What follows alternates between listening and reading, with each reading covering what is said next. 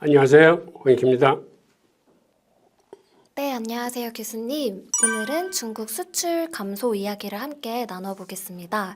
교수님, 5월 중국 수출이 전년 동기 대비 7.5%나 감소했다고 합니다. 주요 원인이 무엇인가요? 기본적으로 중국은 세계 공장인데 세계 경기가 둔화되어 나타나는 현상입니다. 그런데 특징이 감소폭이 두드러집니다. 지금 그래프에서 보시는 것처럼 지난 3월에 전년 동기 대비 14.8%가 증가했고 4월에도 8.5% 증가했는데 5월 달에 그게 마이너스로 급전직하하면서 마이너스 7.5%라는 꽤 충격적인 수치입니다. 특히 이렇게 줄어든 그 근저에는 베트남 등 아세안으로 수출이 두 자릿수로 큰 폭으로 줄어들었습니다. 이 중국이 베트남 등 아세안에는 예를 들어서 섬유나 의류 같은 중간재를 보내서 현지의 싼 인건비를 활용해서 완성품을 만들어서 파는 그런 시스템인데 이런 시스템이 어쩌면 약화되고 있는 현상일지도 모릅니다. 여기에 더해 리오프닝으로 기대됐던 내수마저 더딘 회복으로 인해 중국 경제의 어려움이 좀 가중되고 있습니다. 그런데 문제는 앞으로의 전망도 그리 밝지 않습니다. 최근에 발표된 중국의 공식 제조업 구매자 관리 지수, 즉 PMI는 경기 위축을 나타내고 있습니다. 중국 5월 PMI가 48.8로 하락해서 4월 달에 49.2에서 더 내려가는 모습을 보이고 있는데 이는 중국의 경기 회복에 어려움이 있을 것이라는 걸 예고하고 있는 것입니다. PMI는 제조업 경기를 파악하는 선행지표로 50 이상은 경기가 살아난다는 의미고 50 미만은 경기가 위축된다는 걸 의미합니다. 네. 중국의 수출, 리오프닝, PMI 모두 지금 하향세를 보이고 있네요. 그렇다면 현재 중국의 내수 경기를 나타내는 수입은 어떤 현황인가요? 수입 감소폭 역시 다소 둔화되는 모습인데요. 중국의 5월 수입은 마이너스 4.5%를 기록했는데 이는 전월 마이너스 7.9%에 비해서는 크게 줄어들지는 않았습니다. 전문가들이 전망치를 내세울 적에는 마이너스 8% 정도 줄어들 거라고 예상을 했었는데 그보다는 덜 줄어든 셈이죠. 이렇게 수입 둔화세가 소폭 회복됐으나 문제는 지난해 10월 이래 7개월째 계속 마이너스를 벗어나지 못하고 있다는 점입니다. 세계 최대의 수입시장이 지금 중국이거든요. 그런데 이런 중국의 수입시장이 위축된다는 얘기는 세계 경기 둔화가 지속되고 있음을 의미하고 있습니다. 네, 수출뿐만 아니라 수입도 7개월째 마이너스라고 하니까 조금 놀라운 경우인 것 같습니다. 그런데 중국의 대러시아 수출은 5월에도 증가했다고 하는데요. 중국이 이렇게 러시아 수출에만 강세를 보여도 괜찮은 일일까요? 이 문제는 지금은 그럴 수뿐이 없는 상황이죠. 그러니까 우크라이나 전쟁으로 인해서 미국이 러시아를 제재해서 달러를 꽉 묶어놓고 못 쓰게 하는 상황이 돼서 러시아는 중국하고 위안화로 혹은 루블화로 거래를 하기 때문에 이런 현상이 나타나는데 중국 또한 러시아로부터 원유를 이 통에 싼 값에 사들이고 있거든요. 그래서 그에 상응해서 러시아 원유를 사들이기 위해서는 러시아의 중국 수출을 늘리는 게 불가피하죠. 그래서 중국의 대러시아 수출은 지금 5월 달까지 한 75%가 증가를 했는데 특히 5월 달에 114%가 증가해서 지금 날이 갈수록 그 증가세가 두드러지고 있습니다. 그리고 이러한 현상은 두 나라 간의 위안화 무역 거래는 이게 아마 상당 기간 고착화될 것으로 보입니다. 아마 우크라이나 전쟁이 끝나도 이제 두 나라 간에는 달러 거래를 하지 않고 위안화와 루블화로 거래할 가능성이 큽니다. 게다가 최근에는 브라질이나 인도까지도 이 위안화 무역 거래에 뛰어들면서 세계 무역에서 위안화 거래 비중이 급등하고 있습니다. 얼마 전까지만 해도 한 4.5% 비중이었었는데 최근에는 7%대로 급등을 해서 이제는 위안화가 그 나름대로 브릭스 경제 공동체라거나 제3세계화하고의 무역 거래거나 이런 데는 이제는 중요한 거래 통화로 등장하기 시작했습니다. 전쟁이 끝나도 위안화 거래가 지속될 수 있다. 네. 근데 중국의 지방정부 채무는 오히려 증가했다고 합니다. 중국에 정확히 무슨 일이 펼쳐지고 있는 건가요? 중국의 이제 지방정부 채무 문제는 이건 오래전부터 계속 나왔던 얘기인데 우선 국제결제은행 기준으로 볼 때 중국의 정부하고 민간 부분을 합친 총 부채 규모는 지난해 3분기 GDP 기준으로 볼 때 한 296%에 달했습니다.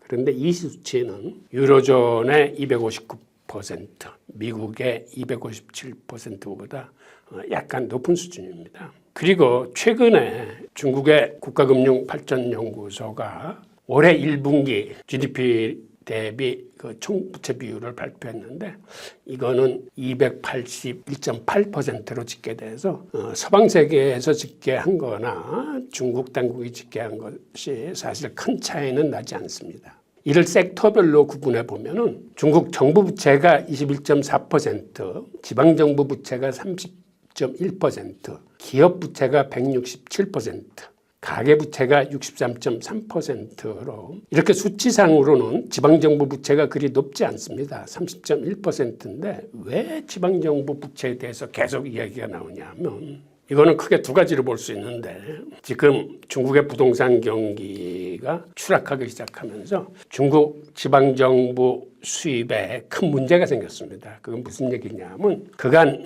중국의 주택 건설업체들이 지방정부로부터 70년 장기 사용 토지를 임대하면서 그 임대 수입이 지방재정의 약 40%를 차지했습니다. 그런데 건설 경기가 죽으면서 이 수입이 크게 줄어서 지금 중국의 지방정부는 사실 31개 지방정부가 다 크게 타격을 받고 있습니다. 중국은 공산주의 국가가 돼서 토지 사유제가 없고 국가의 토지를 건설업체들이 70년 장기 사용 계약을 맺고 임대하고 그 임대료를 납부하는 건데 그게 지방정부의 큰 수입원이었었는데 이제 그게 없어지면서 세수와 이런 수익의 급감으로 인해서 지방정부가 다 힘들어하는 거죠. 게다가 지방정부 부채는 민간 부분이라고 볼 수 있는 공기업 부분의 부채와 지금 혼재되어 있거나 이게 숨겨져 있어요. 이게 무슨 얘기냐면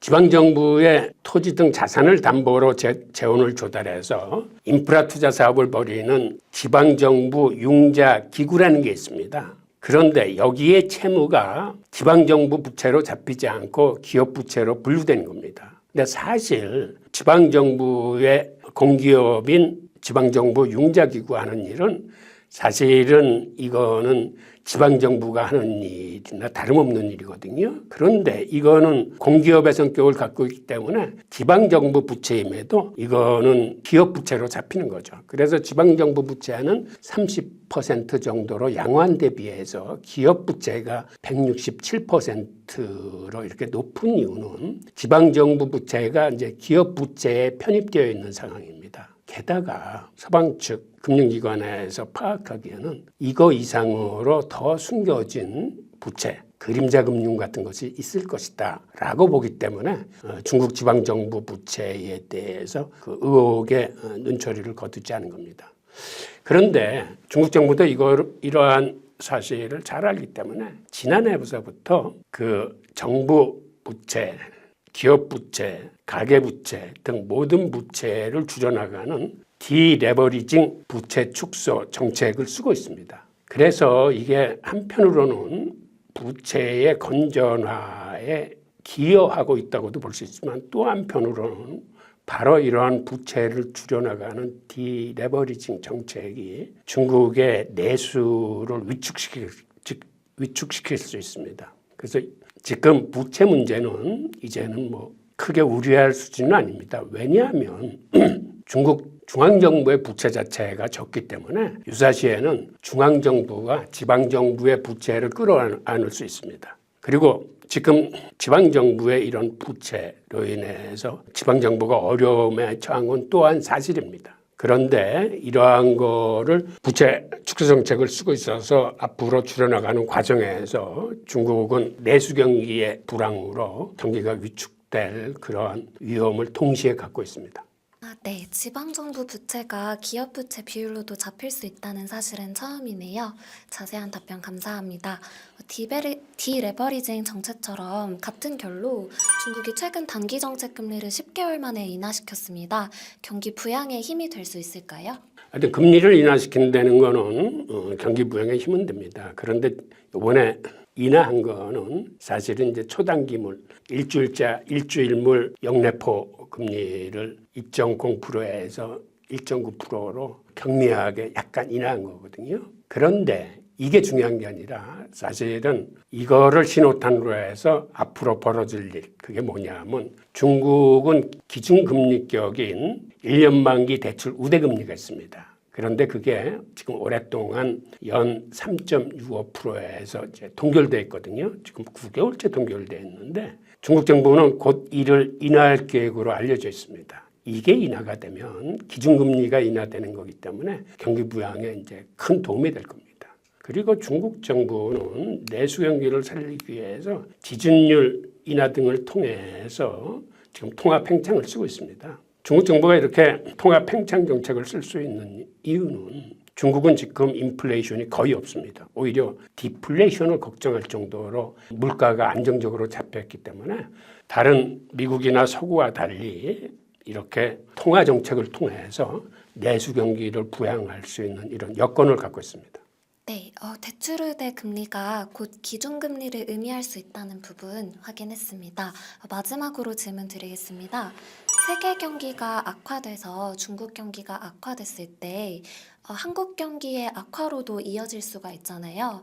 이러한 굴레를 벗어나기 위해서는 어떻게 하는 것이 가장 좋을까요? 네, 좋은 질문인데요. 우리나라는 무역 비중이 80%가 넘는 나라이기 때문에 세계 경기 악화에 영향을 받지 않을 수 없습니다. 그리고 세계 경기 악화는 사실은 G2, 미국이나 중국 같은 큰 경제 규모의 나라들이 많은 영향을 끼치기 때문에 중국의 경기 악화는 곧 우리 한국의 경기 악화로 이어지기 십상입니다. 그래서 이런 굴레를 벗어나기 위해서는 한마디로 우리의 무역 구조가 중국 위주에서 이제는 벗어나야 됩니다. 그런 의미에서 우리가 차제에 두 가지 변혁을 좀 시도를 해야 되는데 하나는 지금처럼 높은 대중국 수출 비중을 줄이기 위해서 수출 지역을 다변화시켜야 합니다. 그래서 앞으로 중국을 대신할 시장으로 인도와 중동의 산유국들이 우리의 수출 비중을 늘려야 하는 첫 번째 이제 대상 국가들입니다. 그리고 기존에는 중국을 대체할 시장으로 우리가 아세안 시장에 공을 들이면서 그중에서도 특히 베트남에 우리가 크게 공을 들였는데 이제는 베트남도 중국과 마찬가지로 우리의 수출이 꽤 줄어드는 나라입니다.